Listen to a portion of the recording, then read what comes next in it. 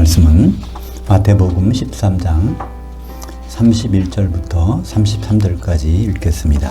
또 다른 비유를 들어 이르시되 천국은 마치 사람이 자기 밭에 갖다 심은 겨자씨 하나 같으니 이는 모든 씨보다 작은 것이로되 자란 후에는 그 풀들보다 커서 한 나무가 되매 공중의 새들이 와서 그 가지들에 깃들었느니라.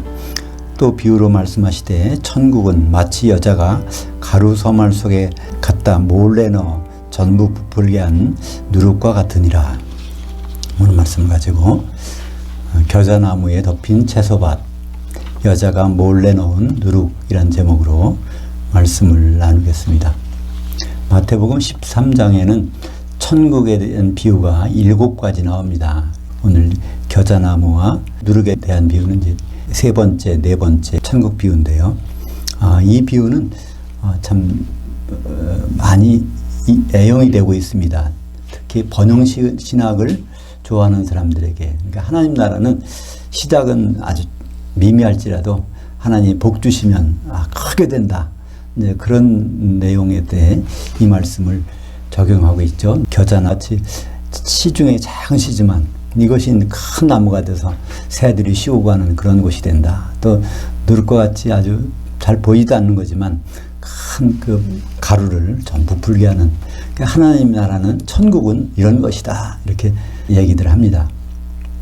그것은 또 구약의 말씀과도 연결시키고 있죠. 우리가 잘 아는 말씀 중에 네 시작은 미약하였으나 네 나중은 심히 창대하리라. 어떤 음식점이나 사업장 같은 데 가보면 이것들이 많이 붙어 있잖아요. 예, 그게 하나님의 말씀으로 알고 있는 것이죠. 그 말씀을 그렇게 알고 있고 하나님을 또 이렇게 예배하는 자세라면 그 마음은 좋습니다만 그 말씀 자체는 하나님의 말씀이 아닙니다. 욥이 여러 가지 시련을 당할 때 친구 중에 수아 사람 빌닷이 와서 욥에 대해서 한 말입니다. 그 말이 바로 이 내 시작은 미약하였으나 내 나중은 심히 창달이라. 근데 그 욥의 친구가 의로운 사람일까요? 그렇지 않습니다. 나중에 하나님께 책망을 듣죠. 내가 그 예물을 가지고 와서 욥에게 가서 제사 드리지 않으면 너를 용서하지 않겠다. 그러니까 하나님 앞에 올바르지 않은 세상 사람의 생각이죠. 또 우리가 신약에서도 보통 축복을 할 때 네가 30배, 60배, 100배 이렇게 축복을 내려주지 않습니까? 하나님이 함께 하시면 모든 것이 30배, 60배, 100배. 근데 그 말씀이 마태복음 13장 8절이라는 말씀이죠. 더러는 좋은 땅에 떨어지며 어떤 것은 100배, 어떤 것은 60배, 어떤 것은 30배 결실을 하였느니라. 우리가 생각하는 30, 60, 100 이렇게 돼야 될 텐데 순서가 100배, 60, 30 쪼그라들어요. 이 말씀은 팽창한다는 말씀이 아니라 좋은 땅에 떨어져서 제대로 결실하면 정상적인 결실은 이렇게 된다는 것입니다. 우리가 이걸 쉽게 생각해서 논에 가면 논을 마지기라고 그러죠. 그 마지기란 뜻은 한 말의 씨앗을 뿌리면 그것이 거두는 양이 따라서 다르집니다. 그러니까 한 말을 뿌렸는데 세섬을 거둔다 그러면 세섬지기. 그러니까 토양에 따라서 그게 다르죠. 세섬이라는 건 세가 많으니까 30배 아닙니까?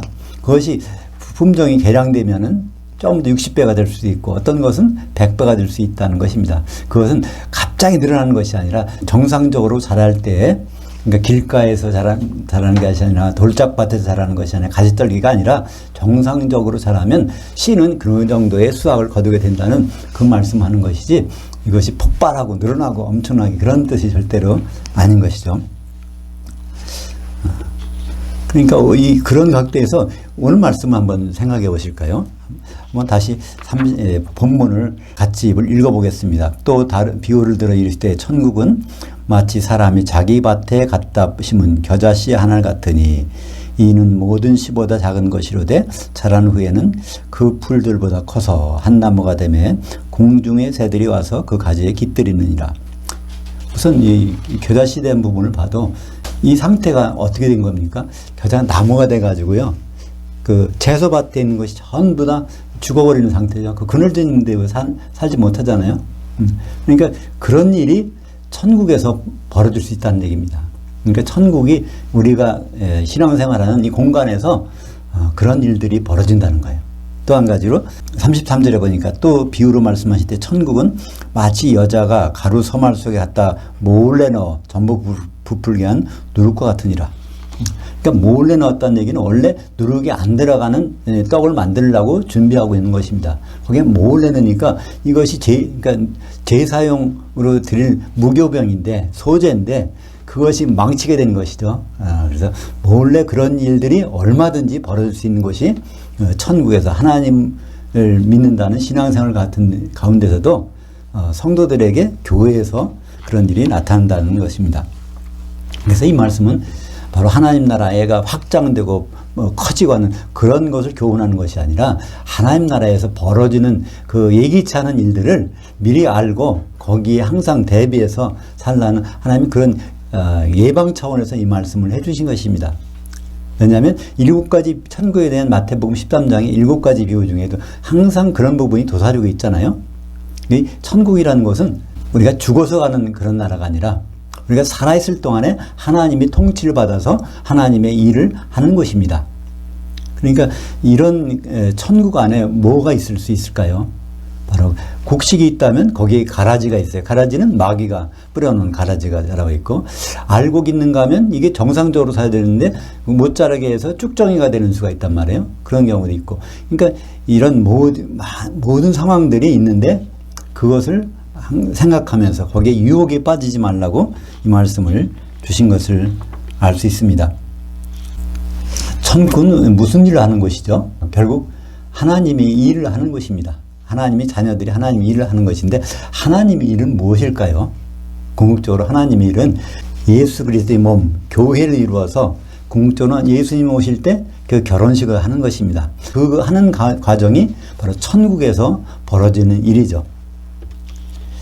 근데 거기에 예수님과의 결혼식을 방해하는 자가 있죠. 그 바로 원수가 있는 것입니다. 마귀가 있고 사탄 마귀가 부리는 귀신들이 결혼식 준비하는 것을 하지 못하도록 하는 것이 바로 이곳에 있는 것입니다. 이 겨자씨 비유에서 핵심 단어는 거기에 자기밭입니다. 어디 길가에나 들에 가나 산에나 어디 가서 봤더니 겨자가 막 자라고 있더라. 그게 아니라 자기 밭에다가 겨자를 심은 겁니다. 근데 그 자기 밭이라는 게 그냥 밭이 아니라 바로 채소밭입니다. 그것은 32절에 나오죠. 마태복음 13장 32절. 이는 모든 씨보다 작은 것이로되 자란 후에는 그 풀들보다, 풀이라는 건 채소라는 단어입니다. 라카논이라고 해서 채소보다 크게 돼 있다는 것이죠. 근데 거기에 채소라는 말이 정관사가 붙었습니다. 그 채소, 그 똑같은 채소. 그러니까 동일한 겨자들을 다 심어놓은 중에 그 다른 것보다 하나가 탁 자라서 이게 나무가 됐다는 얘기예요. 거기에 새들이 깃들어가지고 이제 그런 상황이 벌어진 것입니다. 이런 상황이면 어떻게 한번 눈으로 상상하면 금방 알 수 있잖아요. 겨자밭이 다 망했구나. 우리는 알 수 있습니다. 쥐는 겨자를 심어서 이거를 나물 무쳐 먹으려고 했는데 겨자는 우리가 좀 겨자라는 채소는 익숙하지 않죠. 근데 겨자과에 들어가는 것이 굉장히 많습니다. 우리가 아는 것 중에 양배추, 브로콜리, 케일, 요새 이제 건강 채소로 유명한 것들, 그것이 다 겨자과입니다. 겨자는 바로 나물을 무쳐 먹으려고 밭에다가, 채소밭에다가 심는 것입니다. 근데 그것이 나물에서 더 자라가지고 큰 나무가 되고 그 가지가 많이 뻗치고 거기다가 새까지 날라든다면 그게 어떻게 되겠습니까? 근데 이 새라는 것은 천국 비유 중에서 맨 처음에 나옵니다. 마태복음 13장 8절에 새가 와서 그 씨를 쪼아먹는 거예요. 그러니까 그 새가 그늘진 것만 해도 그거 참 낭패인데 거기 와서 씨까지 쪼아먹으면 그게 그 채소 농사는 다 망치는 것입니다. 이 비유는 바로 타락한 마지막 시대, 말세, 예수님이 올 때쯤 되면은 우리가 어쩌면 그런 시대에 살고 있는데 그런 시대에는 이 천국 안에서 우리가 하는 일들, 특히 교회를 세우는 일들, 그럼 교회 가운데서 그런 일이 일어난다는 것을 미리 말씀해 주신 것입니다. 성경의 결론 요한계시록 18장에 보면 이 겨자씨의 비유 같은 그런 내용들이 실제로 나오고 있습니다. 요한계시록 18장 2절에 보면 힘찬 음성으로 외쳐 이르되 타락했도다 타락했도다 큰 성 바벨론이여 귀신들의 처소와 각종 더러운 영들의 옷과 각종 더럽고 가증한 새들의 옥이 되었도다. 이게 마지막 때 시대에 많은 교회의 모습이 이렇게 돼 있다는 것입니다. 그 교회는 세 가지가 있다고 돼 있어요. 귀신들이 있고 더러운 영들이 있고 새들이 있는데 이것이 따로따로 있는 것이 아니라 이게 동격입니다. 귀신들을 더러운 영들이라고도 하고 그것은 새라고, 가증한 새라고도 말하고 있는 것입니다. 왜 가증한 새일까요? 알곡신자가 있으면 거기 가서 쪼아먹으니까 그 쭉정이가 되도록 만드는 것이 교회 안에서 벌어지는 일인 것입니다.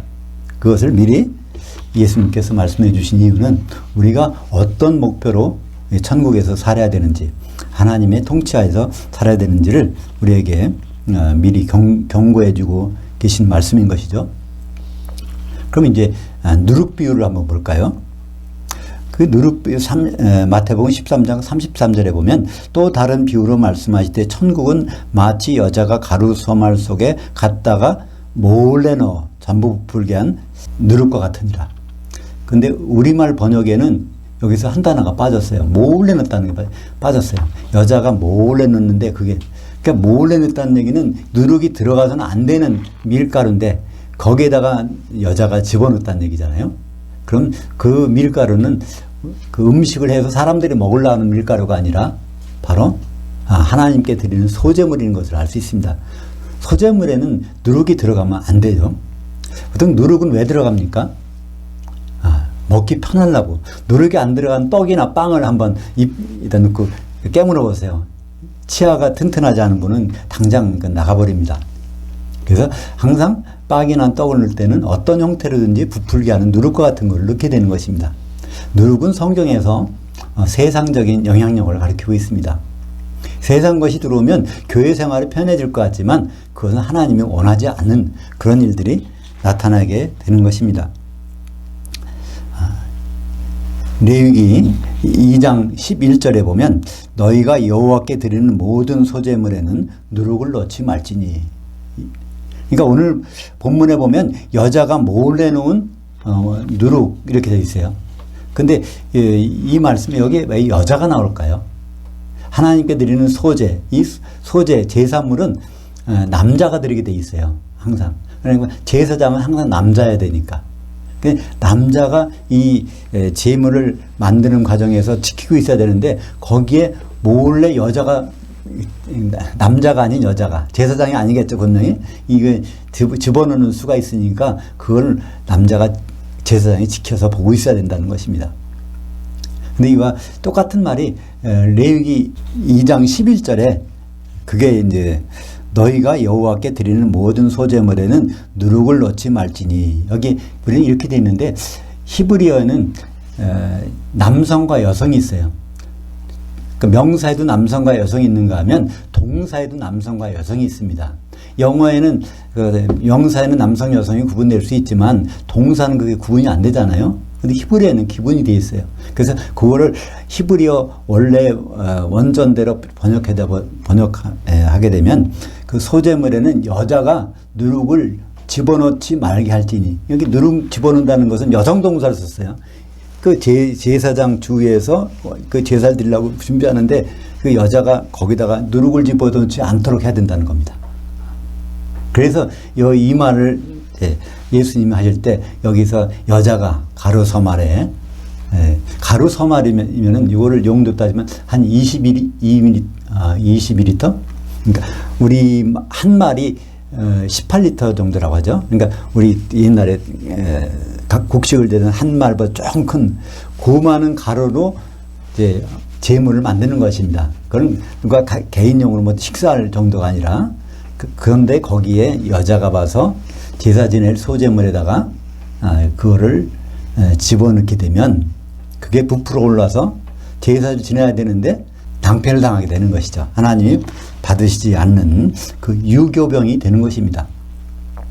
그래서 성경에서 누룩은 좋은 편으로는 쓰이지 않습니다. 누룩에서는 우리 실생활에서는 편리한 거지만 성경에서 누룩은 우리에게는 없어져야 되는 그런 것으로 누룩을 표현하고 있습니다. 그러니까 세상적인 생각, 그런 마음을 갖는 것을 누룩이 들었다고 표현하고 있어요.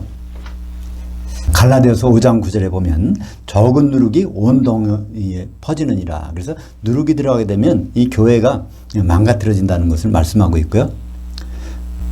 그래서 예수님은 자체가 소재물이십니다. 예수님은 누룩이 하나도 없는 분이에요.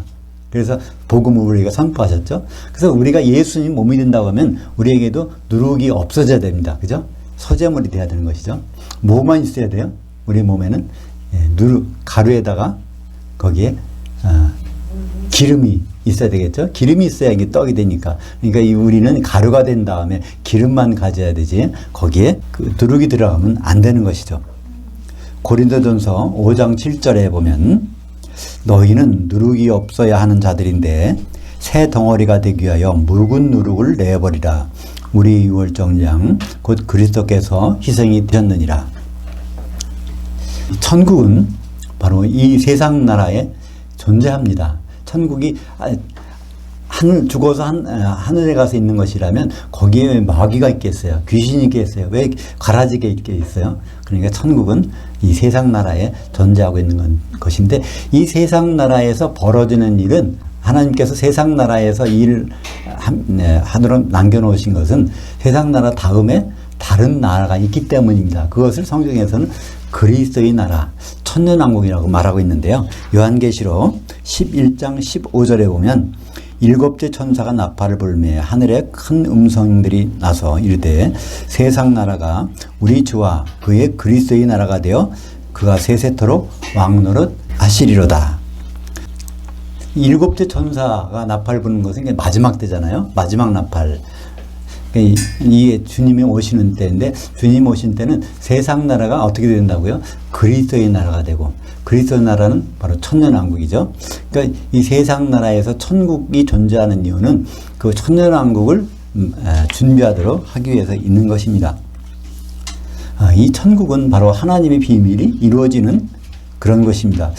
요한계시록 10장 7절에 보면 역시 일곱째 천사가 소리내는 날 그의 나팔을 불려고 할 때 하나님이 그의 종 선지자들 곧 사도들이죠. 사도들을 통하여 전하신 복음과 같이 하나님이 그 비밀이 이루어지리라 하시더라. 하나님의 그 비밀 에베소서 5장 31절과 32절에 있죠. 창세기 2장 24절에 남자가 부모를 떠나 그의 아내와 합하여 한 몸이 되는 것, 이것이 하나님의 계획이고 하나님의 뜻인데 그것을 에베소서 5장 31절에 그 말씀을 가지고 이것이 하나님의 큰 비밀인데 이것이 그리스도와 교회에 대해서 그리스도와 교회가 한 몸 되는 것, 혼인하는 것이라고 말씀하고 있습니다. 그러니까 천국은 하나님의 비밀이 성취되는 곳인데 하나님 비밀에서는 바로 신랑이신 예수님과 신부인 그 교회가 이제 혼인할 때까지 준비하는 곳이 우리 천국 생활인 것입니다. 사실 그래서 이 성도 한 분 한 분들이 모여서 이루어지는 것이 교회잖아요. 근데 교회는 한마디로 결혼을 위해서 중매가 된 곳입니다. 우리는 내가 언제 중매됐지? 중매쟁이 누구지? 이렇게 말하지만 성경에서 분명히 중매되어 있다고 기록되어 있어요. 그것이 고린도후서 11장 2절에 내가 하나님이 열심을 내노니 사도 바울이 말합니다. 내가 너희를 한 남편이 그리스도께 드리려고 정결한 한 천으로 중매했다고 말씀하고 있습니다. 우리는 그래서 중매된 사람, 사실을 모르는 사람이 있는가 하면 알든 모르든 관계없어요. 우리는 결혼식을 위해서 공중에 올라가서 하나님의 그 신부실에 들어갈 것입니다. 그때 준비했던 자들은 혼잔치에 들어가지만 준비 안 했던 자들은 거기까지 갔다가 쫓겨나는 것입니다. 그래서 우리는 이 혼인에 대해서 얼마나 준비가 되고 있는지 그런 과정들이 천국에서 여러 가지 비유로 우리에게 말씀해 주고 있는 것입니다. 그래서 이 사도들이 성도들을 예수님께 중매해 놓고 나서 아주 그 노심초사하는 게 있어요. 그것이 고린도 후서 11장 3절에 나옵니다. 우리가 읽었던 11장 2절 바로 다음에 볼까요? 그 뱀이 그 간계로 하와를 미혹한 것 같이 너희 마음이 그리스도를 향하는 진실함과 깨끗함에 떠나 부패할까 두려워하노라. 이건 에덴 동산에서 하와가 뱀의 유혹이 빠져서 선악과를 먹게 됐고, 그것 때문에 남편인 아담과 헤어질 수 있는 상황이 됐잖아요. 선악과를 먹었으니까 죽게 되고, 아담은 아직 선악과를 안 먹었으니까 이제 살아서 둘이 영원히 파혼이 되고 이혼이 되는 상황이 있는데, 그런 것처럼 바로 너희가 그렇게 될 것 같이 두렵다는 것입니다. 에덴 동산에 있던 아담은 누구의 모형일까요? 로마서 5장 14절에 아담은 오실자의 모형이니라. 그러니까 재림 예수, 신랑의 모형이 바로 예수의 모형이 에덴 동산의 아담이라는 것입니다. 그러면 하와는 바로 신랑과 결혼할 우리 교회의 모형인 것입니다. 사도 바울은 이 교회가, 성도들이 바로 마귀의 유혹에 빠져서 똑같이 에덴 동산에서 뱀의 유혹에 빠진 것처럼 우리가 거기에 빠져서 부패할까 두려워하느라 겨자가 겨자로서 멈춰야 되는데, 그것이 나무가 되든가 또 이게 소재물로 누룩이 없어야 되는데 거기에 누룩이 들어가서 세상적인 영향이 들어가서 부패하든가 이렇게 될까봐 중매쟁이 사도는 굉장히 그거를 염려하고 있다는 것을 우리에게 말씀하고 있습니다. 그러니까 사도인 중매쟁이가 염려하고 있다는 것은 사실 우리가 닥친 일이기 때문에 그렇잖아요. 그런 일들이 오늘 말씀 중에서 겨자씨 비유에서 그런 일이 일어날 수 있고, 또 이 밀가루, 소재를 드린 밀가루에서 바로 그런 일이 일어날 수가 있다는 것입니다. 우리는 이 두 가지 부분, 왜 겨자가 겨자풀이 되지 않고 겨자나무로 성장했을까요? 그걸 다른 말로 교만이라고 그러죠.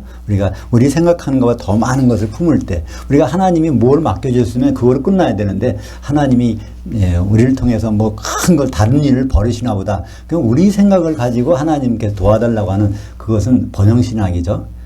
그렇게 되는 것은 겨자가 풀이 되지 않고 나무로 자라는 것과 마찬가지입니다.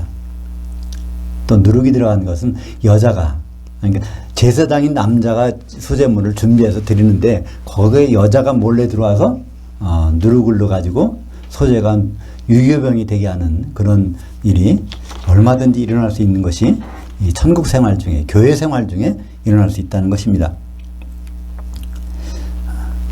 이 천국에는, 우리가 사는 이 세상, 교회 생활 중에는 우리 성도들도 있고 여기 우리를 돕는 천사들도 있습니다. 여기 천사가 없다면 이상한 일이에요.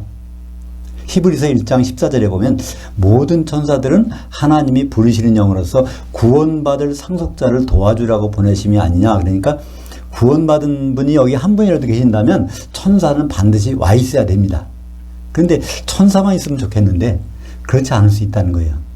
근데 뭐가 있죠? 마귀가 와 있습니다. 또 그 마귀가 부리는 그 악한 천사들, 그걸 우리는 성경에서는 귀신이라고 그러죠. 귀신들도 같이 깃들게 되는 것입니다.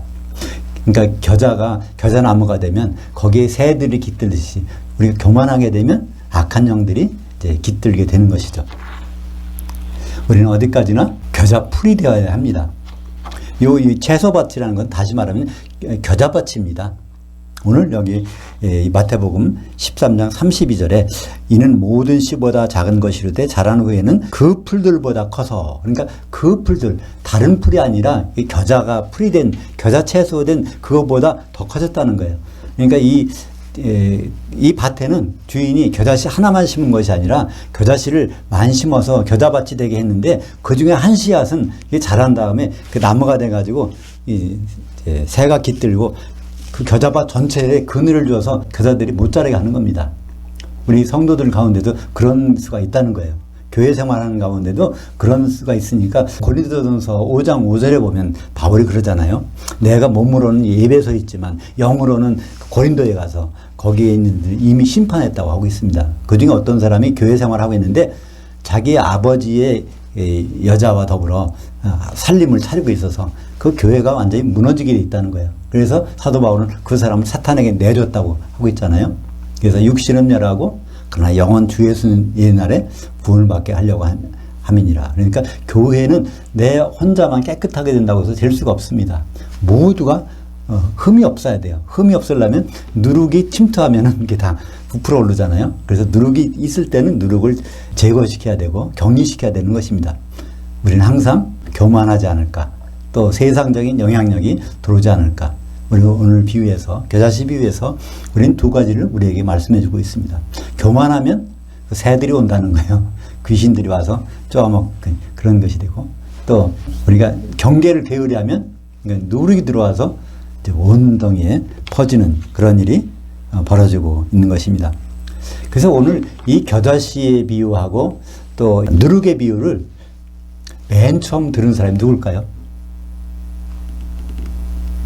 사도들입니다. 바로 사도들에게 한 말씀이에요. 이 비유들은 사도들에게 한 말씀이니까, 사도 중에 처음 사도는 베드로잖아요. 베드로가 바로 이 겨자씨 비유하고 누룩의 비유를 맨 먼저 들은 사람 중에 하나입니다. 근데 베드로가 베드로전서 5장 8절에 바로 그에 대한 얘기를 합니다. 그것이 바로 베드로전서 5장 8절, 근신하라 깨어라 너희 대적 마귀가 우는 사자와 같이 두루다니며 삼킬 차를 찾나니. 그러니까 마귀가 노리는 것은 세상 사람들이 아닙니다. 너희 성도들 이쪽에 대해서 들수만 있으면 파고들라고, 누룩을 파송하려고, 그리고 새들을 보내서 거기에 깃들게 하려고. 그 새들은 좋은 새가 아니라 씨앗을 먹는 새들, 그러니까 쭉정이가 되게 하려고 하는 그런 새들이 마귀를 통해서 우리에게 얼마든지 파송될 수 있는 것입니다. 겨자밭의 겨자는 겨자가 되어야 됩니다. 겨자가 다른 옆에 심겨진 다른 겨자처럼 겨자로서 만족해야 되는데, 자기가 겨자 나무가 됐다가는 큰일 나게 되겠죠. 그 순간에는 새들이 깃들게, 그러니까 새들이 깃들고 있다면 뭐를 의심할 수 있을까? 내가 나무가 되어가는가? 그러면 벌써 새들이 깃들게 되는 현상이 나타나게 되는 것이죠. 그 밀가루라면, 하나님께 바쳐질 밀가루라면 거기에는 누룩이 들어가지 말아야 됩니다. 거기는 뭐만 있어야 될까요? 기름으로 반죽돼야, 성령의 기름으로 반죽된 그것이 바로 우리가 만들어가야 할 예수님 몸이고, 신랑 대신 예수님 오실 때 준비되어 있을 기름입니다. 거기에 누룩이 하나가 더 있어서는 절대로 안 될 것입니다. 그래서 데살로니가전서 5장 23절에, 그러니까 우리가 어떤 모습이 되어야 될까? 예수님 신랑을 오실 때 우리는 어떤 모습이 되어야 될까? 그것을 정확하게 말씀해 주고 있습니다. 평강의 하나님이 친히 너희를 온전히 거룩하게 한다는 건 누룩이 하나도 없다는 얘기죠. 하시고 너희의 온 영과 혼과 몸이, 이게 다 단수입니다. 여러 사람이 있지만 하나가 되어서, 영도 하나, 혼도 하나, 몸도 하나가 되어서 우리 주 예수 그리스도께서 강림하실 때 흠없게 보존되길 원한다. 누룩이 안 들어가고 또 이 겨자나무가 되지 않고 그렇게 되기를 원하는 사도 바울은 중매쟁이로서 중매된 우리 성도들에게 말씀하고 있는 것입니다. 겨자나무에 덮인 채소밭, 우리에게 이런 일이 있어서는 안 되겠죠. 여자가 몰래 집어넣은 누룩, 그 여자는 그러니까 하나님께 제사 드릴 때는 여자는 거기에 접근을 못합니다. 원래는 남자를 제사장으로 삼았기 때문에. 그건 남자 여자를 차별하는 것이 아니라 구약에서 법을 그렇게 정해놨어요. 누룩을 넣는 일은 성경이 많이 나옵니다. 언제? 식사를 준비할 때, 그때는 여자가 식사를 준비할 때 누룩을 넣는 건 당연한 건데, 누룩이 들어가지 않아야 되는 일이 하나님 앞에서 우리들의 모습인 것입니다. 기도하겠습니다. 하나님 아버지 감사합니다. 겨자씨와 누룩의 비유를 통해서 우리가 사는 이 천국 생활 중에도 얼마든지 마귀와 귀신들이 우리를 향하고 있음을 알게 됩니다. 우리가 하나님이 원하시는 그런 겨자의 채소가 되고 그런 거룩한 밀가루가 되어서 기름이 반죽되어 주님 앞에 신보로 나타날 수 있도록 인도하여 주시옵소서. 예수님 이름으로 기도합니다. 아멘.